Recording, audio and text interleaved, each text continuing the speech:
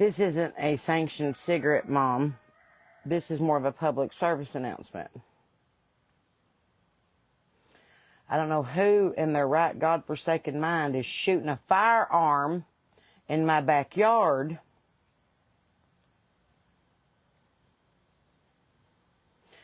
I was under the impression that you weren't allowed to fire weapons within city limits on somebody else's property. Maybe that's everywhere. All I do know is that someone has let off about 58 rounds so far, about 40 yards from my house, scared the shit out of my dogs, scared the shit out of my turkeys, scared the shit out of my chickens. And all it took was one big, I don't even have any shotgun shells. I just went out there with my big double barrel and went, shh. They've been real quiet ever since. Be ashamed to call the game warden, because you're not supposed to be shooting shit this time of year. I hope they can hear me. I hope you tell them. Because I assure you, my guns are bigger. Pisses me off.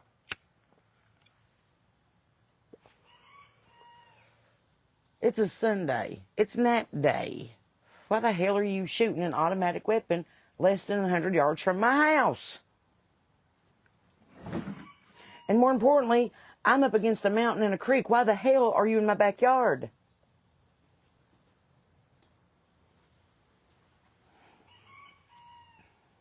Of course, if that answers all the questions, I would be able to tell you why there's only $2,500 going to the Putnam Council for Aging and over $10 million funneling through the mayor's office for no apparent reconsideration. Maybe you can take that $10 million and hire a game warden to come and patrol Hurricane Creek because they're firing off weapons in residential neighborhoods. If I hear that caliber of a gun in a residential neighborhood, I'm locked and loaded, because that means that shit's hitting the fan. And I assure you, it's going to sound like Fort Knox over here when probably you're out squirrel hunting with a bigger gun than you're supposed to have on somebody else's property. We're in trying times right now, folks. Not a good time to just start shooting willy-nilly in somebody else's backyard. That's how you end up an obituary in your local paper. That's how you end up a Dick Cheney cocktail party joke. Don't be shooting guns in my yard unless you want to be shot at in return.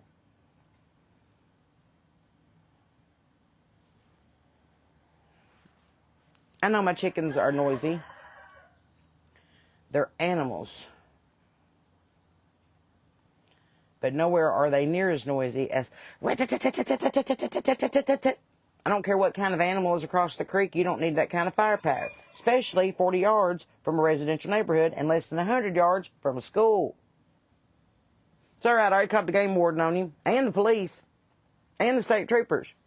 I know where you parked, and you're not on the land you're supposed to be on. Good luck with your ticket. And you're lucky that it's the Lord's Day. I don't feel like shooting anybody on the Lord's Day, because otherwise I would lock and load with the many rounds of ammo that I have to my own reserve, and I'd light up this backyard like the 4th of July. I'm all about people having their guns. I'm all about the Second Amendment. I'm all about the respect and the education of how to handle a gun. And shooting at a squirrel with a .357 is not really the appropriate way to hunt.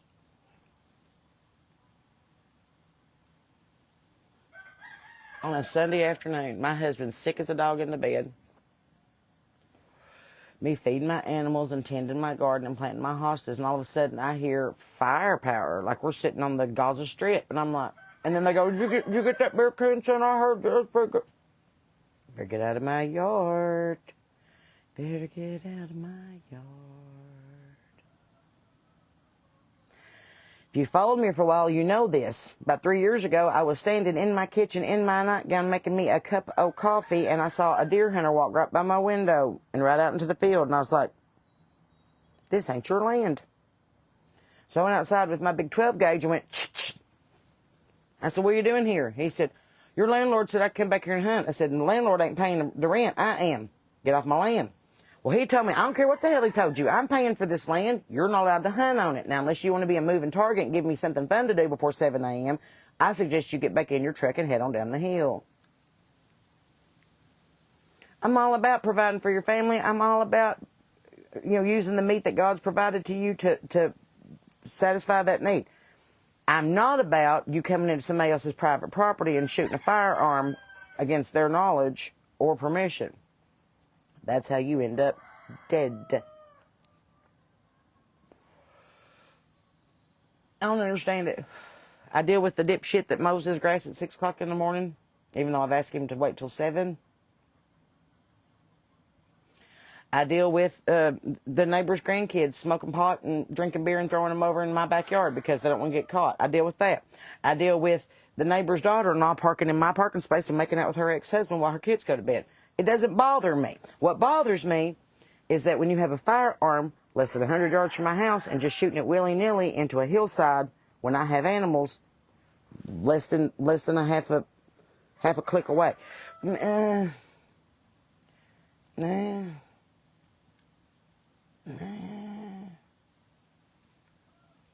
The ball bat is for you. That's to think you might have a fighting chance if you come up against me. But I got more guns than Carter's got pills, and I was trained by the best marksman I know. So, don't be shooting guns in my backyard. Because I can stand on top of the chicken coop and make an example of you from 150 yards away. Just don't be shooting shit in my backyard. This should be common knowledge. Hey, there's houses and kids here. Maybe we should shoot a bunch of guns in a residential neighborhood. No, nay, says I. There's plenty of Appalachia in this wonderful state that you can go and practice. There's firing ranges. There's huntsman's clubs. There's deer stands. There's mountaintops aplenty. No need to do it. Right here by my house. Oh, yeah, Popo's down there writing them a ticket on their truck.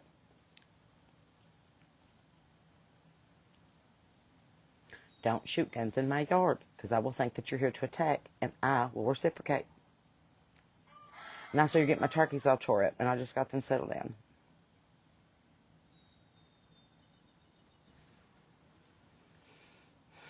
I don't know, maybe I've just got to burn my paw today anyway. I did appreciate all of the social media posts about Smith Mountain Lake Songwriters Festival and Laurel Cove and all that fun stuff. That was awesome. I wonder how many more hit songs I'm going to have to write to be invited to play these Songwriters Festivals.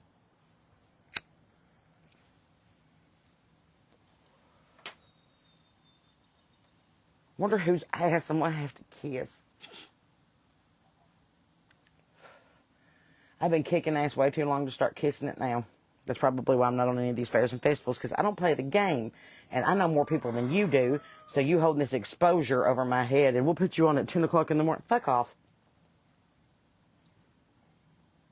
Have fun.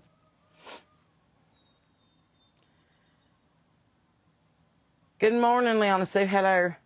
Cynthia, your neighbor was sighting in a rifle and opening a day deer. Yeah, you know. I can understand where I live in Kentucky, where you've got about 10, 15 acres apiece and nobody's bothering anybody, and you can call the neighbors and be like, put your dogs up, I'm going to sight in my gun for a while. We literally have over 700 houses in a 2-mile radius right here. Did you think it was a good idea to check your guns out today? Probably not now, considering that the cops down there writing you a big old ticket. I hope it's a game warden. Because nothing is in season right now except you. Disrespect. Just disrespect. What if I just went to somebody's yard and started shooting groundhogs? Squirrels, raccoons, criminals, cartels.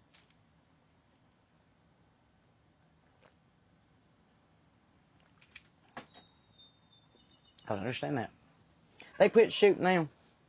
Just took one call. They supposed to be shooting guns in a residential neighborhood? Where are you at? Call the game warden, because they're shooting down in the woods. Which means they probably don't have a tag or a license because nothing's in season, which means they're probably going to come up this hill with a deer or a raccoon or a squirrel, which is against the law because you're poaching. You're also firing a firearm in a residential neighborhood. You're going to be dumb. You're going to have to be tough.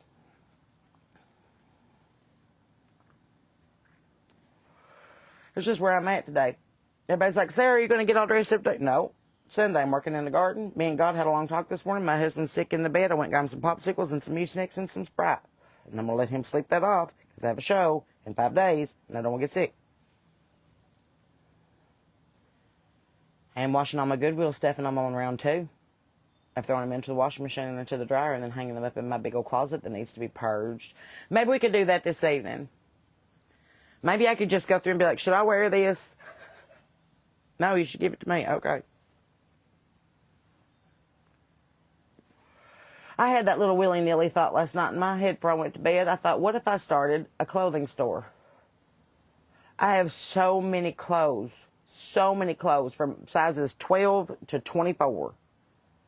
Because it depends on who makes them and how they fit as to what I'll wear. It's like Dolly always said, I wear a size 6, but a 7 feels good to wear a size 8. Well, they're 10 and a half. Perfect. So,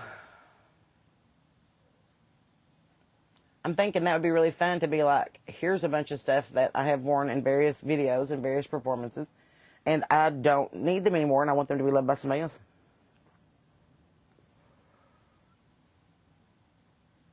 Against the law to shoot a gun within 1,000 feet of a residence. Thank you.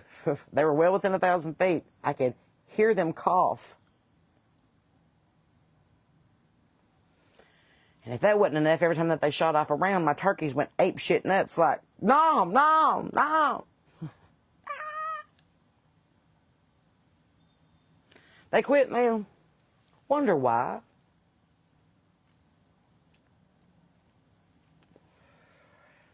I don't have a lot of influence in this world, but the little bit of pull I do have, I like to use it for good.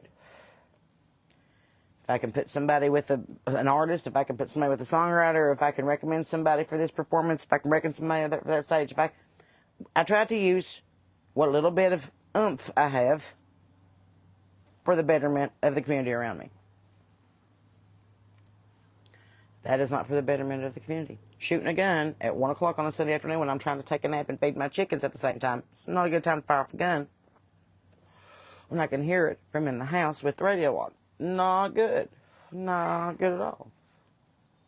So, just putting a little PSA out there, don't be shooting guns in people's yards.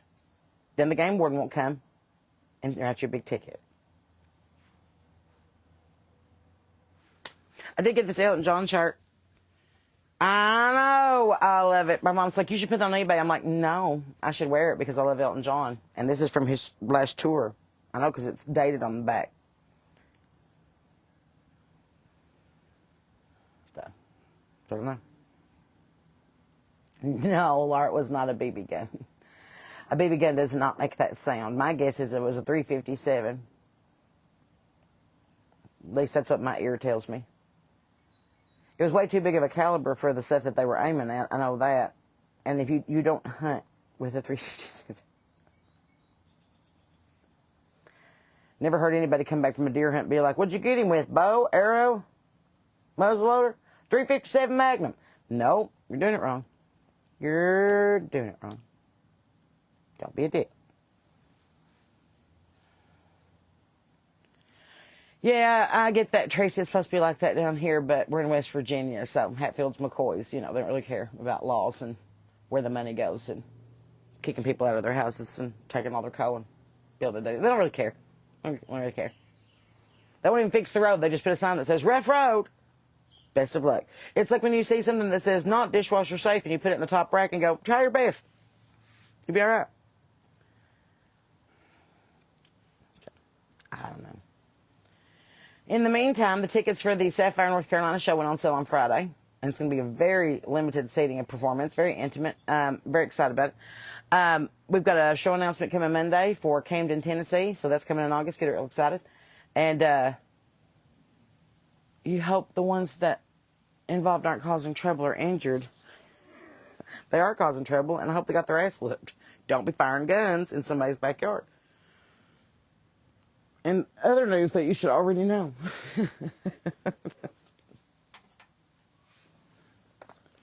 Farts don't got carpet. I'm down in the Taze Valley region, which is real far from you, Suzanne. But depending on when your reunion is, I may have a show nearby that you can come and watch. What size t-shirt do I like? 2X.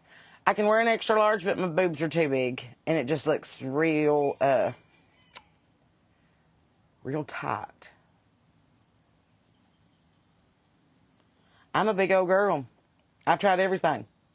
I've been this size since high school. Weight Watchers, Ozempic, Plexus. You remember Plexus? Nutrisystem, Weight Watchers again. What else? Nutrisystem. We already said that. Slim Fast. That bee pollen stuff that makes you shit your pants. Like, I've tried it all. I'm 5'8.5". I'm 225 pounds. I have 44 triple D boobs. It's been like this since I was 15 years old. I can try. Probably not going to look like you want me to. I look like I want me to. I'm a closed fit. Nobody seems to bitch at me. And my husband still wants to make out with me. So everything's okay. But people just get up in my shit and they're like, you should try to lose weight. I don't want to. I like to eat. I'm a 4-star chef. Why the hell would I stop eating what I cook? I got all them culinary schools so I couldn't try my own praline bread pudding. Hello. Let me tell you a secret, folks. It don't matter how many laps you run, don't matter how many marathons you run, don't matter how big of a vegetarian you are, doesn't matter how many supplements you take, you're still going to die. You might prolong it. You might hold it off. You might trick it a little bit. You're still going to die. So I think that my time would be better spent spreading love, spreading the gospel, spreading music and jokes and fun things that I have learned, gardening tips, chicken tips. I think that would be more useful for the time that I have been allotted rather than walk for 6 hours and not get nowhere on a treadmill. I'm sorry. I smoke a pack of cigarettes a day. You really think that I'm overly concerned with my A1C is fine, my blood pressure's fine, my cholesterol's fine. The rest of it's between me and God. Don't worry about it. You would look so much better if you lost about 20 pounds. Yeah, well, you would sound better if you shut your mouth. See how rude that is? You couldn't listen until you started detoxing? There's nothing for me to detox from. I don't drink. I don't do anything else besides smoke marijuana. That doesn't... because I smoke marijuana, I don't have to be on blood pressure pills. I don't have to be on metformin. I don't have to be on a mood elevator. I don't have to be on an antipsychotic. I don't have to be on anti-anxiety. I don't have to be on... weed. That's it. That's it. Check my system. Marijuana. That's it. You won't find opioids. You won't find crack cocaine. You won't find heroin. You won't find alcohol. You'll find marijuana. Just keeps you from having to take everything else and spend a fortune at Walgreens. Because I just went and bought my husband some Mucinex and some heartburn medicine, and it cost me $45 at the Dollar General. You want to know why I smoke weed? Because I don't like paying for all that shit. Hello. I think that if you're comfortable with your body and that you dress for your body type and that you dress for your dopamine levels, it shouldn't matter. Confidence is the best thing that you can put on. I could see a woman in $1 million dress with $15 million worth of jewelry on, and if she's standing like this by the punch bowl, I'm going to be like, she looks bad. I could be wearing an Elton John shirt, these shorts that I also saw a man wear. They're girl shorts. At the Dollar General a while ago, I was like, we are twinning, and he's like, oh, I was like, those are girl shorts. And my Crocs, but I will walk in acting like I own a damn place. It's all about confidence.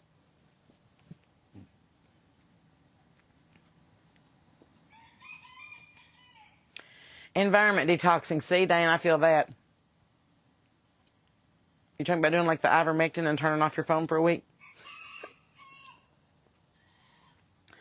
Thank you, Dane. I didn't say a damn thing about being ugly. I just said I was fat.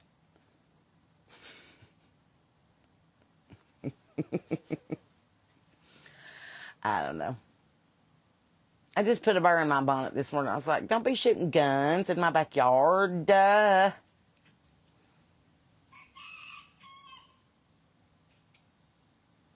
But you'll get tar from the grass and cigarette. Who gives a shit? The reason I survived COVID and they took my blood for 4 solid years is because I am a pothead. And if you've ever tried to wash a pipe with water, you know why COVID didn't stick to our lungs. Can't. Can't. Just resin in there. And that's fine. Everybody's going to have their own cross to bear. I choose to hack and cough a little bit and feel better about myself and the world around me.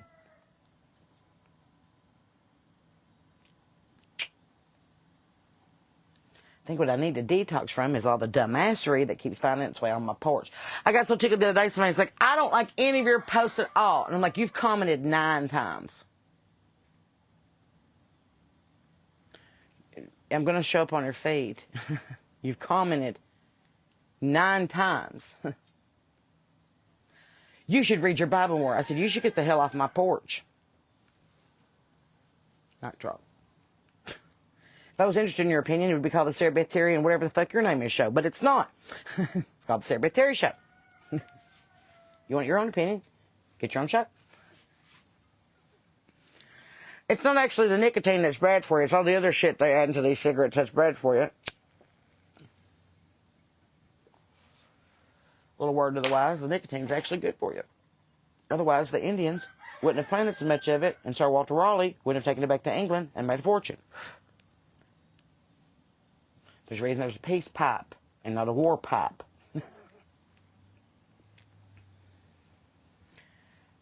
Can we talk about family gatherings at the old arbors? Oh my God. Thank you. You get it. You get it. You understand. I love it. Keep that algorithm coming. My daddy always told me, you either have to walk into a room like you don't give a shit who owns it or like you own it.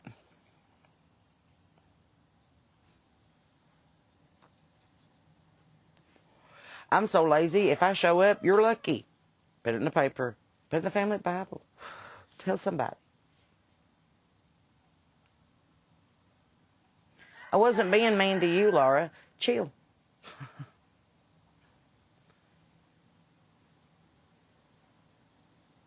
If I see a comment, I'm usually not directing it to the person that's saying it. I just usually see the comment and I'll just put it into the conversation. Calm down. If you're on the phone with your mother, you'd be like, wait a minute. Think we got misconstrued. It's okay. It's like when I called my friend Erica this morning. She said, I'm not going to say this on Facebook, so I'm just going to bitch to you. She said, what did I do? I said, it's not you. I'm not going to bitch on Facebook. I'm just going to bitch to you. She's like, now I understand. I was like, okay. Because if I call these people the names I want to call them, I probably won't get invited back to anything else. Why is it okay for them to say a bunch of shit about me, but the moment that I retaliate, they're like, that's Sarah Beth. Can't believe she said that. Did you see what they wrote about me? Did you see what they said about me? Did you see what they cornered my mother at the burger barn and told her the other night and brought her home in tears? Because you weren't worried about my opinion then. I like how you'll say it to everybody else, but you won't call. You got my number. It's on my cell phone. It's on my website. Like, you can call my cell phone and be like, Sarah Beth, I got a problem with this. But instead, you want to tell everybody that you think that I know, that I might have been related to, that I might have been friends with in high school, that I might have known 25 years ago, and you want to start a hate campaign.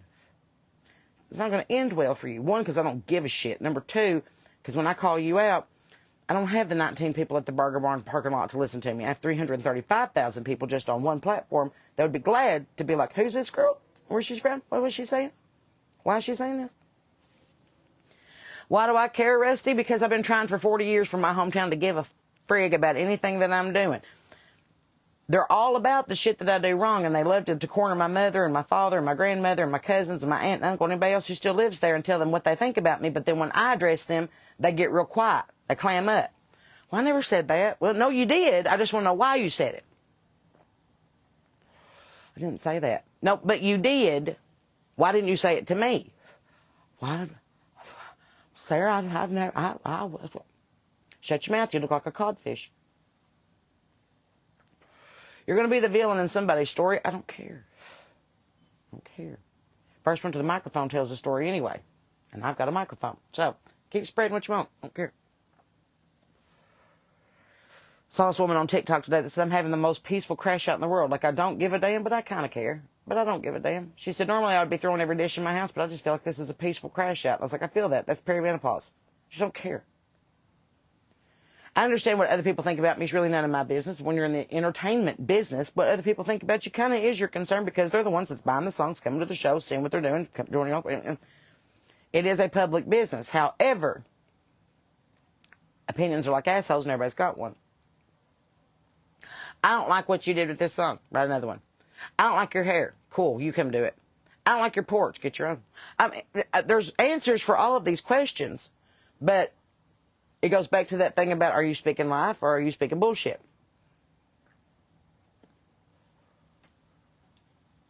Rusty, I'm right there with you. I don't care.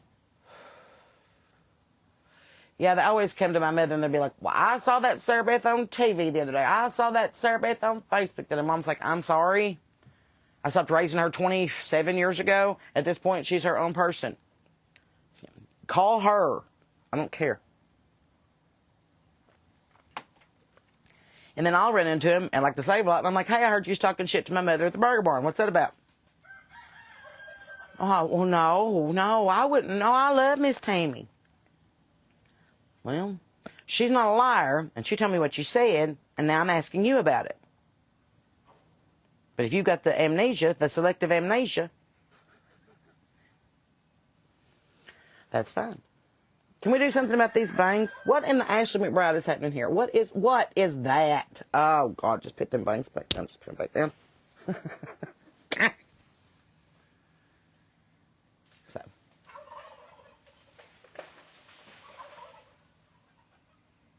Now they're chopping down trees across the creek. Didn't need a gun for that, did you there, bud? I hope that was one of them fat mother sons of guns climbing up in a tree stand and he was so fat that it just fell the tree. Wouldn't that be funny? I'm going to get a deer. Woo! I just saw a tree go down. Literally could have hit it with a BB gun. That's how close it is in my backyard. Shouldn't you have alerted the neighbors before you started doing a bunch of demolition right here in your backyard? Shooting guns, tearing shit down? Shouldn't you just tell somebody? Like a little knock on the door and be like, we're going to make some noise today. Sorry about it. No, we'll just let them find out.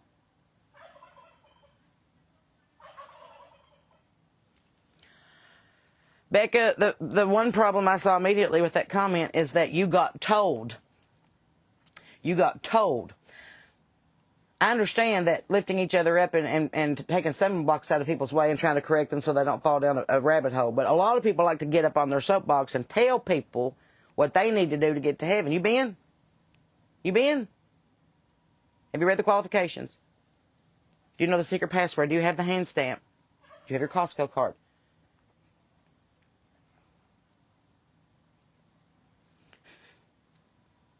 No one's been and reported back yet except for Jesus.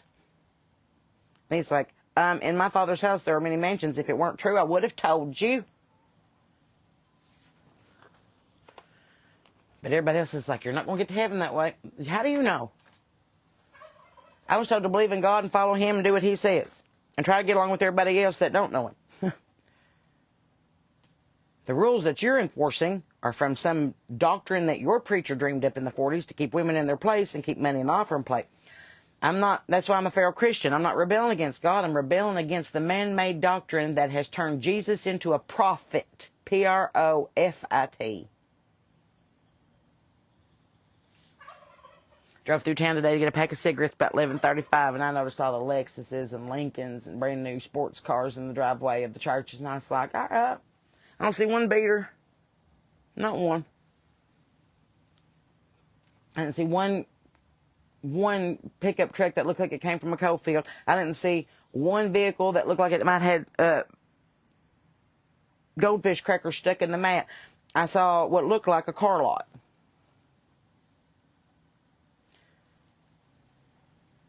Lot to be noticed by church forever. Walk in the door.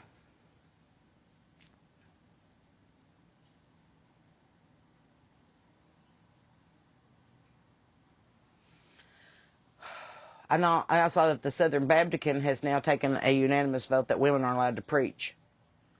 We can serve all the food. We can clean the church. We can prepare the communion. We can get the services ready. We can pick out the hymnals. We can play the piano. We can sing the special. We can lead the songs. We can teach the Sunday school. We're just not allowed to preach. We're allowed to organize the Easter egg hunt and the angel tree and the Thanksgiving dinner and the preachers' families get together and the reunions and the homecomings and the sing-spiration. We're not allowed to preach. We're allowed to vacuum the church. We're allowed to wash the windows. We're allowed to pick out the drapes. We're allowed to pick out the wreaths. We're allowed to pick out the flower arrangements. We're allowed to light the candles. We're allowed to put boxes of Kleenexes in the pews. We're not allowed to preach. Okay. I was excommunicated from the Southern Baptist a long time ago because they said I was a spiritual liability, which I think means that I'm going to hell, and so does everybody that knows me. But the reason I got in trouble and kicked out of Castor Baptist Church in Leesville, Louisiana, after the son had the preacher's son had committed suicide in the choir loft, and everybody just acted like it didn't happen. He's in heaven. No, he's not. So that's the first thing that got me really stirring. I'm like, we've been preaching against suicide and trying to help the soldiers at Fort Polk for like the past 3 years, and now your son has started a shotgun in the choir loft, and now he's in heaven. I love how we adapt the scripture to fit our own personal needs. So anyway, I worked at the American Legion on Saturday nights, and I played piano at church on Sunday mornings, and there was a gentleman in there that was a Hell's Angel, and he had just recently moved to Louisiana, and he said, I'm not part of that life anymore. I've moved back east to be with my grandkids, but I look like this. I can't go to church. I was like, yeah, you can. Nobody cares. So he showed up wearing his best biker boots and his nicest, cleanest pair of jeans and a T-shirt that said, "My lifeguard walks on water," which I thought was precious. And he's just kind of sat there with this mega church songs in the background, just like, I don't know any of these songs. So during Offertory, I played "Jesus Is Just All Right" by the Doobie Brothers, thinking he might recognize something and be like, oh, okay, there's not this. Okay. So he was just in it. I think he even put a $50 bill on the offering plate. He's like, I know this song. Finally, something I recognize. After the service, the preacher pulled me aside and said, "That was beautiful. Was that the Gaithers?" I said, "No, that was the Doobies." He went, "What? You can't play that here?"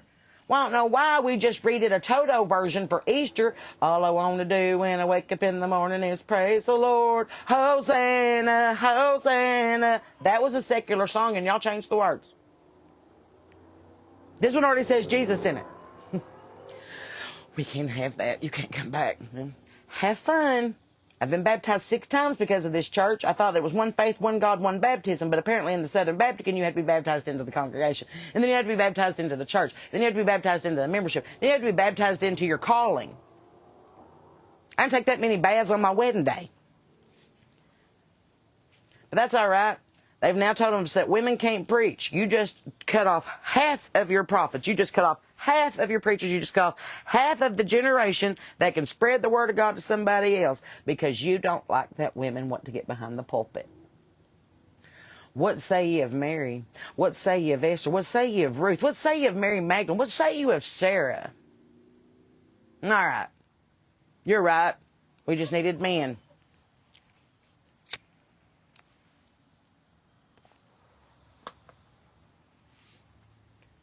I hope their membership falls through the floorboards and that they have to stand out here with a red bucket on Sunday afternoons just like the Little League team and ask for money to keep the doors open. You're driving people away from church because you're keeping God on a shelf. This is not some elitist country club. This is God. And God goes wherever He's invited. Whether it be to your multi-million-dollar mega church where you're pulling in $50,000 a week in the offering plate, or it be 2 people gathered on the porch around the Bible and trying to figure out what it says in Exodus. God's there. God's there. Just because it doesn't stand on your ceremony and it doesn't stand on your expectation of it, does it stand on your self-righteous, we have to do 3 hymns and then we do the opening prayer. It doesn't say that in the Bible. There's no order of events. And then, this is when we talk about the missionaries over across the sea. Okay, that's fine. Send as many people as you want to South Africa. There's still people homeless in your own town. All that is a vacation on Jesus' dime. You want to really do good work? Go out here to Huntington on a Sunday afternoon and pass out food to these homeless veterans. You really want to do some good work? Go out here and make lunches for these kids that are out of school that won't have a bite to eat till they get back to school because they're on the free lunch program. You want to do good in your neighborhood? Show up at an elderly person's house and say, "What do you need help with today? How can I help you?" I see somebody out working in their yard, I'll pull over the car and be like, "What can I do?" "I need some help with this mulch." I'm on it.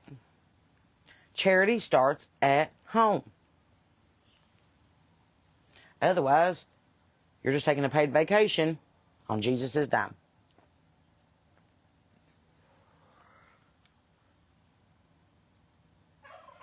That's what I want to know, Brandy. No, I'm studying it. I can't figure out. In the Old Testament, it said that women should be kind of seen and not heard. Old Testament, old Testament. And the New Testament even says even your daughters will prophesy. Men and women.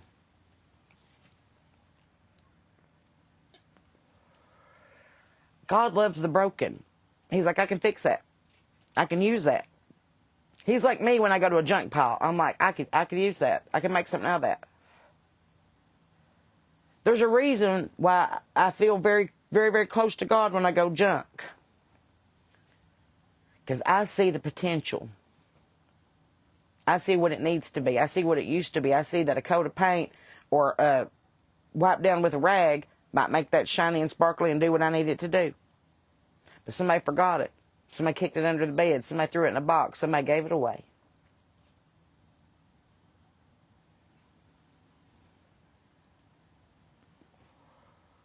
I like to think God's a junker. Curb alert! He's like, I'll take this, and I'll take this, and I'm going to make something amazing. The original Jimmy Rigger. That'd be the Lord. He's like, I bet I can fix this. Give me a second. Brandy, absolutely. We're going to talk about women of the Bible on Thursday night, so make sure you tune in for the Feral Christian podcast. We're going to talk about bad girls of the Bible. About time for that sermon. I've been waiting for it. So, anyway, the people that abide word for word by the Old Testament, I'm like, I hope you're not eating bacon or shrimp, or bacon wrapped shrimp. That's in there too. Hope you're not wearing jewelry. Hope you're not wearing clothes with mixed fabrics. Also in there too. And then here comes Jesus, and he's like, none of that matters at all anymore. Eat what you want. I don't care. There are no more dietary restrictions. We must help each other when we can, but you cannot save somebody that don't know they're drowning. Even the Lord said if they won't accept your message, then kick the dust of your feet off of that place and go. Don't beg them to respect you. Don't beg them to accept the word. Don't beg them to accept you. Go to where you're needed. Go to where you're appreciated. A bottle of water is 50 cents at the Dollar Tree. It's $8 on an airplane. Go to where you're appreciated. And discernment is a big thing here. And I think that's what stuff everybody's like, how can you speak joy and then have an attitude like that? Because I'm pissed. I'm pissed. The discernment is running rapid. And I've been called a lot of things in the past 6 months because I do a Bible study and I also smoke cigarettes. That's fine. I know where I stand with God and He knows me too. He's a little concerned about all these zealots and false prophets that are popping up. There's not a 1-800 number across the bottom of my thing that's like, if you would just donate $25,000 today, we could take care of a kid in your neighborhood. Pay for the person behind you in line. Open the door for somebody. It starts with you. You can't move a mountain all at once. One rock at a time. See, Tammy, I'm the opposite. I'm a Kentucky girl trying to live in West Virginia. There's differences. And I'll address this too. Somebody said, well, you talk profane. To who? Something I've learned with a liberal arts education and 43 years of standing on this earth is that the line between profane and holy is razor thin. What might be offensive to you might be holy to somebody else. It's subjective. All about intention. All about moderation. Even in Ecclesiastes it says there's a time and place for everything. Every season under heaven. So if you don't like the way that I'm talking, might be something in your own soul that's stirring up. Because I don't think it's me that's the problem. I'm just a country music singer and comedian who sits on my porch and smokes cigarettes and tries to tell you fun things of the day. No one's holding you here against your will. But I do appreciate your unique perspective, and we will take it into consideration.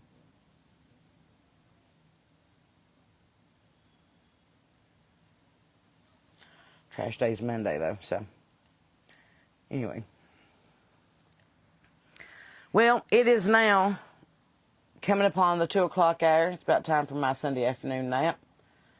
Go in there and flip a load of laundry, sweep off the porch a little bit, check on the hubs, and I might read another book, because I finished this one today. Fanny Flagg, Can't Wait to Get to Heaven. Such a good book. If you haven't got it, go get it. You have a library in your town. This one was written in 2006, so it's 20 years old. But this is the same woman who wrote Fried Green Tomatoes at the Whistle Stop Cafe and Daisy May and the Miracle Man. So she's also got Welcome to the World, Baby Girl, and Standing in the Rainbow, and A Redbird Christmas. I've read all of them. I hadn't read this one. So I recommend it. Fanny Flagg, Can't Wait to Get to Heaven. It is fantastic. It took me about 2 days. It was great. I enjoyed it. Thursday, the live Bible study starts at 7 o'clock Eastern, 6 o'clock Central, and we're right here on the porch. So if you follow my page and you follow and like and, I don't know, favorite or whatever it is, you can tell I'm inept at technology. But you will join us right here on the porch on Thursday night at 7 o'clock.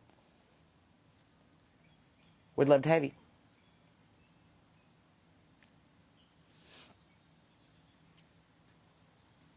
I don't think I was called to preach. I think I was called to talk. Kind of like the hype man, you know? Like, I feel like I was commissioned to be like, all right, I've given you all these songs, and I've given you all these jokes, and I've given you the life that you wanted. You've got chickens, and you've got flowers, and you've got a husband that adores you, and you know, like, now give back. And I'm like, okay.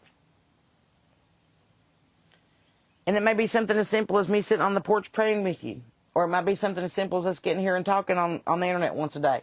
Maybe it makes you feel less alone in the world, that you're not all by yourself walking up this hill. You're never alone. The devil wants you to feel like you're alone, but you're not. Which translation will I be using? I like the contemporary English version, but I always keep on hand a parallel Bible, a New Living Translation, American Standard, and King James, because some people like to hear it different ways.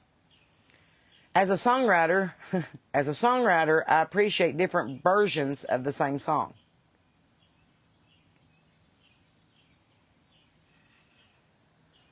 As long as you understand the message, that's kind of how my thing is about songs. I don't care if you know it word for word. If you can sing along on the choruses and it touched you deep inside and you're like, I like that song. I did my job.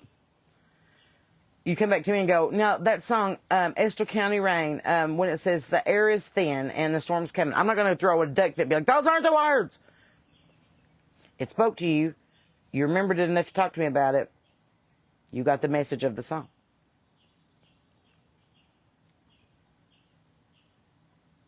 Something's chirping and it's not one of my babies. It's probably that bird who lost his tree a while ago. Variety is the spice of life. I don't know all the answers, but I have probably 40 different kinds of Bibles on this porch and 3 different concordances and 20 different reference books and 1, 2, 3, 4, 5, 6, 7 different devotionals. Between that, I think I get a pretty good concept of what's going on. It's kind of like how I approach college. If I'm going to do this with music, I need to buy all the music books, I need to take all the music classes, I need to do the music stuff. Not everybody has all the answers. Amber, you're not alone. Welcome to the porch. Glad to have you. And there's a bunch of us on here. Believe it or not, you could be like, I am in Oklahoma. And somebody else be like, I'm also in Oklahoma. Where do you want to go for lunch?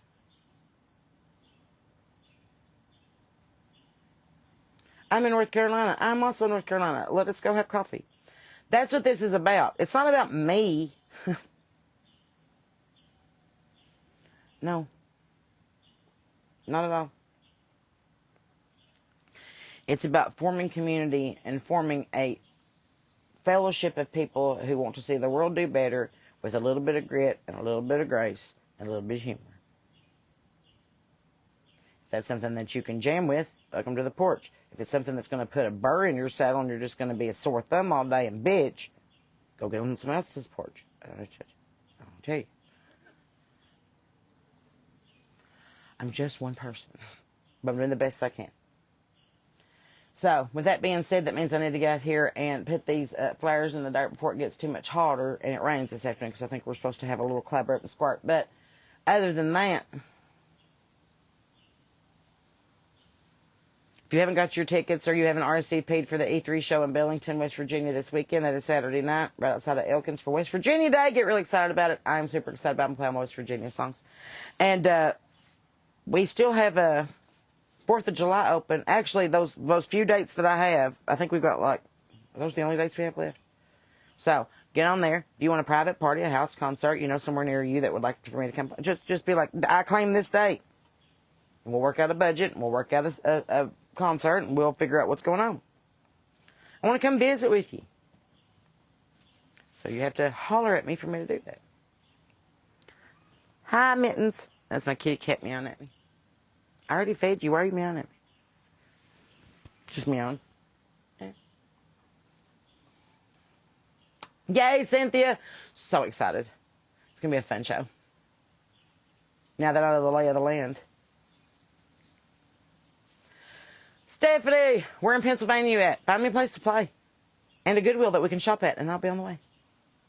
Southern Illinois. Hello, Liana Sue. Are you near Nashville, Illinois? Because my friend Gretchen's going to be there doing the fair here in the next couple weeks.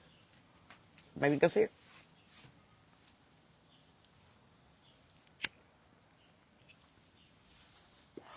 If you'd like to keep up with all things SBT, as always, get on SarahBethTerry.com. Sarah's with an H, just like the Bible intended. There's a contact form on there. You can check out my tour schedule. There's new merchandise. There's music. There's pictures. There's probably a recipe for a cheese ball. No one's on. Portsmouth. I left Portsmouth. Haven't been up there in a while. Need to go. So find me a place to play. Report in where you're watching from, and I will look for venues around where you are. And if you want to have me for a private show or concert, then get on my page, because those 4 or 5 maybe dates that I have, that's all I have left. So if you want to book one of them, now would be the time to do it. Just saying. So, oh, thank you, Caroline. My husband got me that's my engagement ring, and then that little tiny diamond band was the one we got married with, and then the big diamond band was my anniversary ring. So,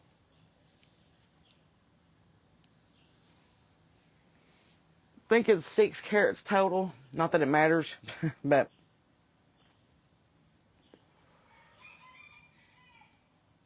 text the White House and request. Why not? I kept 4th of July open, thinking that they might holler at me for the 250. I know that that's wild hair at my rear end, but I thought, if you manifest it, I want to play the 250 celebration. I want to wear my big red, white, and blue outfit.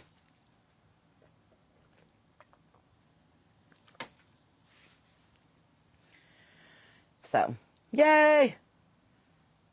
Well, when you go, if you go see Gretchen, just you know, if you get to go to the meet and greet, be like, I follow Sarah Beth on Facebook, and I'm on the porch, and she'd be like, oh my God. Gretchen's also a porch sitter with us. She don't get to comment, but I know she gets to watch us every now and again. It's surprising to me the people that watch my stuff and don't say anything, or they'll text me and be like, I liked your cigarette, Mom. I'm like, why were you watching it? When Tina calls Gretchen and Gretchen calls me and goes, did this happen? Yeah, it did. Call me. See? I love it. Everybody texts the White House and be like, we want Sarah Beth Terry. And they'll be like, who's that? Be like, SarahBethTerry.com. Cigarette Mom. So anyway. That's all I know. In the meantime, friends, keep your Bible open and your powder dry on your head on a swivel, because people be shooting guns in your backyard and you're going to have to get sideways with them with the game warden. Be nice to other people, animals, and children. Try to love your neighbor. Do something for them. Do something for them and don't even tell them. Roll in the trash cans. I don't know. Be nice. Practice kindfulness. But in the meantime, friends, remember that God loves you and I do too, and there's nothing that you can do about it. And until we meet again, remember, perhaps the most important of all, I'm Sarah Beth Terry. You're not. Bye.